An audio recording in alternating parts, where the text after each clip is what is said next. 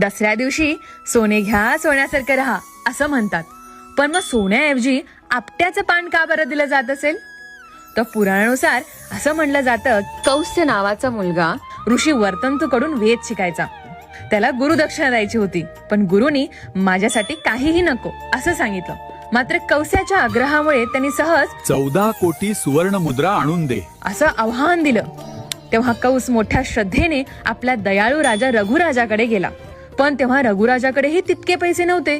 पण प्रत्येक संकटात प्रजेच्या मत्तीला धावून जाणाऱ्या या राजाने कौस्याची मागणी पूर्ण करण्यासाठी साक्षात कुबेर देवांकडे मदत मागितली. त्याची ही नम्र विनंती पाहून कुबेर देवाने चक्क सोन्याचा पाऊस पाडला. पण दयाळू असणाऱ्या राजाने त्या सर्व सुवर्ण मुद्रा कौस्याला दिल्या. मात्र प्रामाणिक कौस्यानेही जितक्या मुद्रा त्याला गरजेच्या होत्या तितक्याच घेतल्या आणि बाकीचं सोनं आपट्याच्या झाडाखाली ठेवून प्रजेला लुटायला दिलं. तर तोच दिवस होता दसऱ्याचा. आणि तेव्हापासूनच दसऱ्याला आपट्याचं पान सोन्यासारखं मानून एकमेकांना आदराने देण्याची परंपरा सुरू झाली. आजही बऱ्याच ठिकाणी मंदिरात आपट्याच्या झाडाची फांदी ठेवून सोने लुटण्याची प्रथा केली जाते. तर आम्ही तुमच्यापर्यंत आपट्याचं पान तर नाही पोहोचू शकत, त्यामुळे आपल्या संस्कृतीचं खरं सोनं तुमच्यापर्यंत पोहोचवण्याचा प्रयत्न करत आहोत.